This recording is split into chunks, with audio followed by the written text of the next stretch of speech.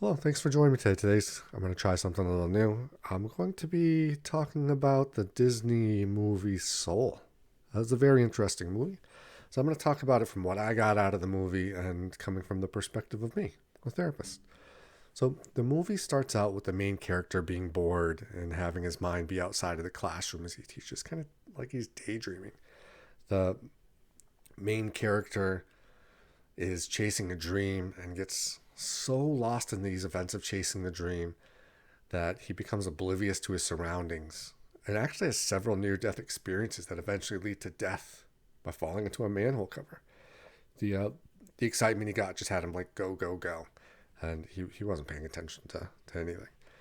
So then Joe ends up going to the spirit realm and sees the light. I think that's aka the light at the end of the tunnel. The place where you kind of get absorbed into this wonderful place, depending on your perspective. But instead of running towards it, everyone else is heading towards it and they're okay with it. He runs away from it. He's still stuck on chasing that attachment to having the success of playing a professional gig and being a musician. His focus is on that day in the future, still playing at that club and fulfilling his destiny, his believed dream. So Joe then ends up in the place where souls are starting their paths towards being sent to Earth to experience it as a human.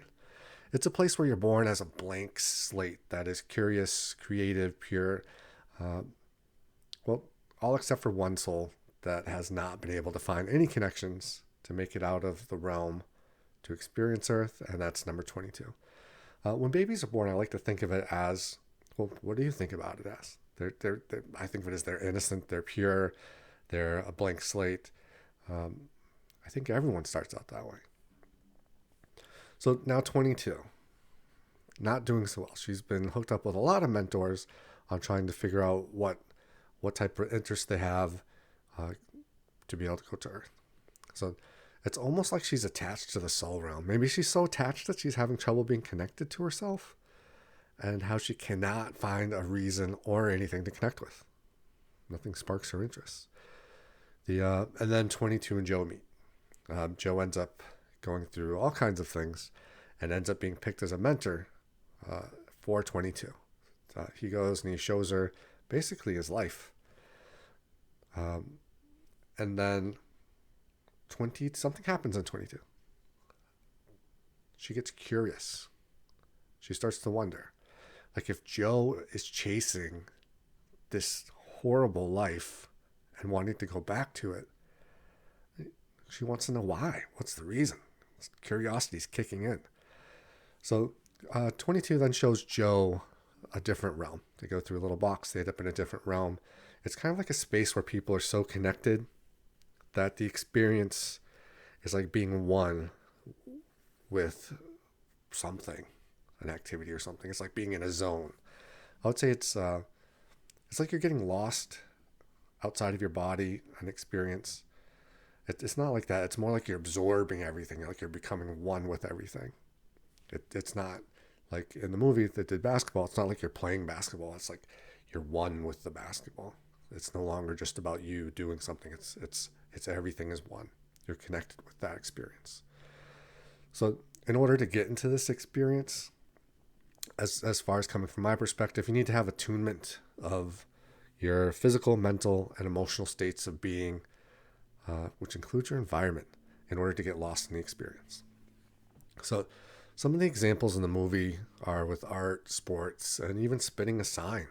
A guy could get so lost into spinning a sign and so connected with it and so in a zone with it that he can end up in this.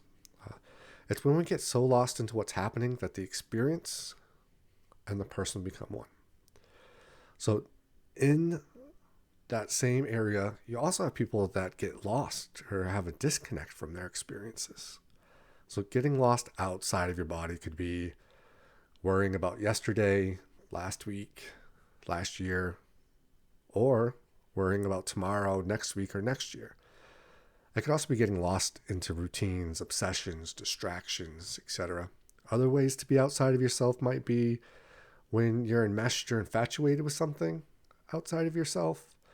In the movie, it shows a gentleman stuck in the routine of his work, sitting at an office desk, kind of like a zombie, and then being freed from the trance of it. Like they had to do some work and reconnect, get this guy to connect with them in this realm, and it kind of broke him free of the trance that he was in. So as the movie progresses, it continues to show Joe chasing that idealized dream of playing at that club, as well as 22 learning to lower her walls and defenses and begin to be more curious. I mean, that's what started the whole thing, was her curiosity. And so now she's beginning to be more curious, not only just about how come Joe's chasing this world, but about the world and experiences that are actually happening. In this movie, it keeps going back to Joe. He's just so obsessed and focused outside of himself and on that gig, playing that professional dream, that he's willing to like bulldoze or do anything he can to get to that place as quickly as possible. I would say he's anxious through a majority of the movie and is just pushing forward with little time to stop and examine himself or his surroundings. I mean, at one point, he's a cat with no thumbs, but he's still trying to operate hair trimmers that do some pretty serious damage to his hairstyle. He's just not thinking clearly. I think you can relate this to being in fight or flight, that anxious state, just go, go, go, push ahead, push through, fight through it. Later we see how Joe's driven future goals caused harm to 22, a person he started to learn to care for. He ends up in that moment he has been chasing, playing at that club, at that gig. He ends up there. It's there. He's finally reached it. But then something doesn't click. It doesn't seem like all that joy or thoughts of what he thought it was going to be. It just wasn't the experience I think he envisioned. It didn't provide him with the experience I think he thought it would. So it seemed that Joe found a new purpose and meaning at that point, a way to experience life, a way to experience life and with teaching, and creating connection to others. The movie hinted a lot at how Joe was able to change lives through his music class with both the drummer that was playing the gig that helped him get that gig in the first place, and the younger kid that visited his apartment and played the trombone. So I just remember something along the lines of that drummer saying, "You're the reason why I became a musician. It was your class." So all in all, this was a very different movie with a storyline I would not expect from Disney. They surprised me with a couple of movies, Inside Out being one of them too. They continue to have great movies that find a way to connect to real life experiences that can help provide an understanding of getting through times that are tough. The important takeaway that I got from this movie is the importance of being present.